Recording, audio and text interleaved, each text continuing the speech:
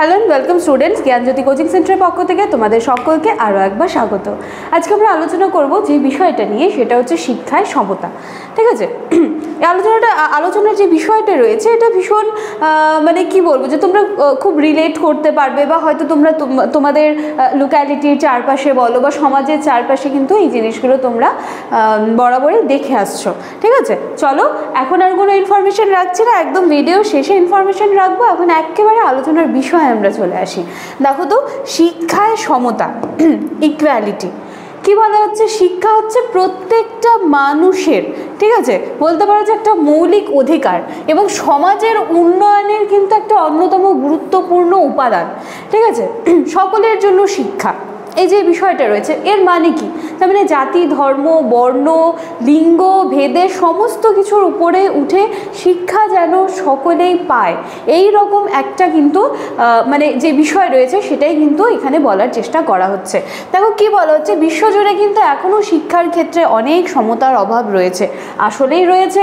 অনেক শিশু তরুণ এখনও দেখা যায় যে ঠিকঠাক মতন যে শিক্ষা রয়েছে সেখান থেকে বঞ্চিত হয়। এরকমও বলা হয় যে মানে বেসরকারি যে স্কুলসগুলো রয়েছে সেইখানে কিছুটা মানে শতাংশ বা কিছু সংখ্যক সিট কিন্তু দরিদ্র বাচ্চাদের জন্য রিজার্ভ রাখা হয়, কিন্তু কিছু কিছু ক্ষেত্রে দেখা যায় যে তারা কিন্তু সেখান থেকেও বঞ্চিত হয়। ঠিক আছে, দেখো বঞ্চিত হচ্ছে কি হচ্ছে, যেটা যাদের ভবিষ্যৎকে আরও অনিশ্চিত করে তুলছে। তাহলে শিক্ষায় সমতা নিশ্চিত করা বলা হচ্ছে যে শুধু নৈতিক দায়িত্বই নয়, এটি একটি দেশের সামাজিক, অর্থনৈতিক এবং উন্নতির জন্যও কিন্তু একটা খুব গুরুত্বপূর্ণ একটা স্টেপ। শিক্ষা যেন সকলের জন্যই থাকে। ঠিক আছে, চলো নেক্সট স্লাইডে।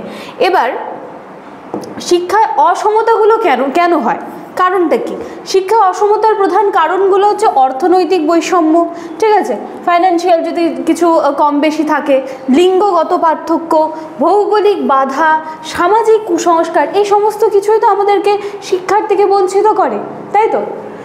দরিদ্র পরিবারের শিশুরা দেখো অনেক সময় অর্থের অভাবে বিদ্যালয়ে যেতে পারে না, বা যেতে হলেও তাদের পড়াশুনো যেটা আছে সেটা কিন্তু তারা দীর্ঘদিন চালিয়ে যেতে পারে না, বা হায়ার এডুকেশন যেটা রয়েছে সেটা কিন্তু তাদের জন্য পসিবল হয় না।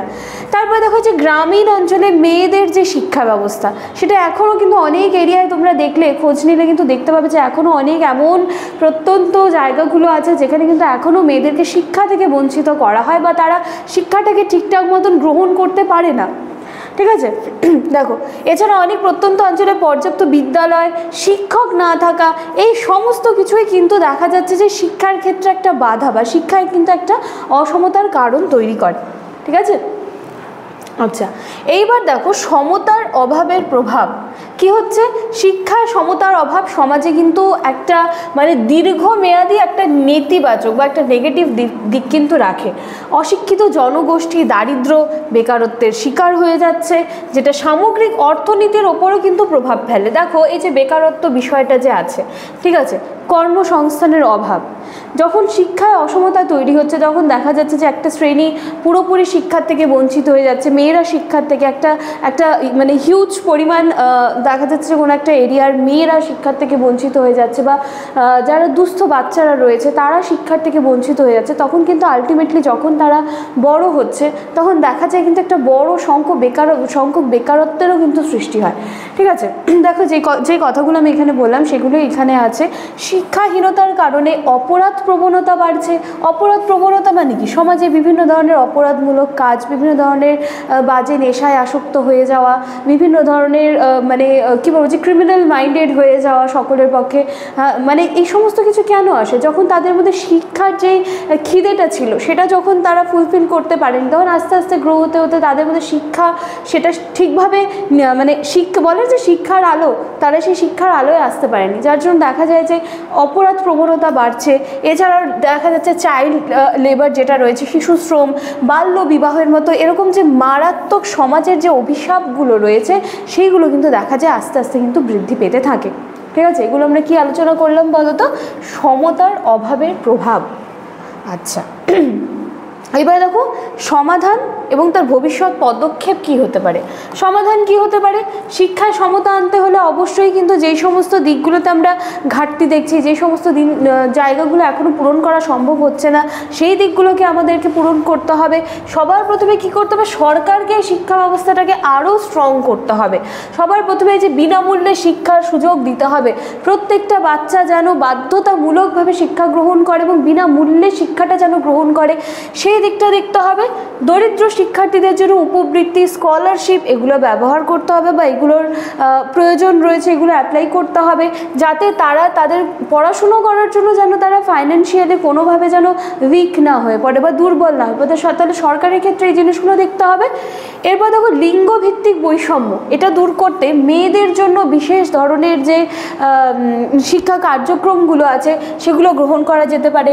তারা যেন মানে কি বলবো, যে সেফ শিক্ষা, ঠিক আছে, নিরাপদ শিক্ষা, এটা যেন তারা পায়, সেদিকটাও দেখতে হবে। প্রত্যন্ত এমন অঞ্চল আছে যেখানে শিক্ষা ব্যবস্থা উন্নতির জন্য আরও বিদ্যালয় নির্মাণের প্রয়োজন। শুধু বিদ্যালয় নির্মাণ করলে হবে না, সেখানে দক্ষ শিক্ষকের প্রয়োজন রয়েছে। শিক্ষার মান কিন্তু এর সাথে সাথে উন্নত করতে হবে, ঠিক আছে। দেখো বিভিন্ন সামাজিক সংস্থা, এনজিও এই ক্ষেত্রে কিন্তু এগিয়ে আসতে পারে, ঠিক আছে, যার ফলে দেখা যাবে যে এই যে শিক্ষার ক্ষেত্রে যে মানে কি বলবো ইনইকুয়ালিটিটা যখন তৈরি হয়, অসমতাটা তৈরি হয়, সেটা কিন্তু এই বিভিন্ন এনজিওর হাত ধরে সেটা অনেক অংশে কিওর করা যেতে পারে। এর সাথে সাথে প্রযুক্তির সাহায্যে অনলাইন শিক্ষা বলো, ডিজিটাল পাঠ্য বই বলো, ঠিক আছে, সমস্ত কিছুর প্রসার ঘটালে দেখা যায় যে এই যে শিক্ষাটা যেটা রয়েছে, মানে যেখানে শিক্ষাটা মানে কি বলবো যে সশরীরে থাকতে পারছে না, সেখানে টেকনোলজির মাধ্যমে কিন্তু শিক্ষা পৌঁছে যেতে পারছে এই সমস্ত কিছুর কারণে, ঠিক আছে। তো চলো আমরা একদম লাস্ট স্লাইডে চলে এসেছি। কি বলছে? শিক্ষায় সমতা নিশ্চিত করা অবশ্যই একটা দেশের সার্বিক উন্নতির জন্য অত্যন্ত গুরুত্বপূর্ণ একটা বিষয়। সকল শিশু, তরুণ তরুণী যেন মানসম্মত শিক্ষার সুযোগটা পায়, একটা ভালো কোয়ালিটির একটা এডুকেশন যেন পায়, এবং সেটা নিশ্চিত করা কি বলছে রাষ্ট্র ও সমাজের কিন্তু দায়িত্ব। একমাত্র শিক্ষার মাধ্যমেই দারিদ্র্য, বৈষম্য, কুসংস্কার যেগুলো সমাজে একদম আঁকড়ে ধরে আছে, ঠিক আছে, এগুলো কিন্তু দূর করা যেতে পারে শুধুমাত্র শিক্ষার সাহায্যে। তাহলে এই ছিল আজকে আমাদের আলোচনার বিষয়।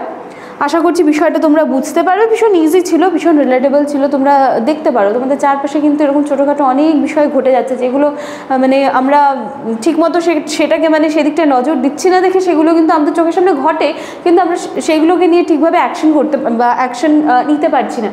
তো ঠিক আছে, তো এই ছিল আজকে আমাদের আলোচনার বিষয়। দেখো এখানে শেষে তোমরা দুটো কন্ট্যাক্ট নাম্বার দেখতে পাচ্ছ।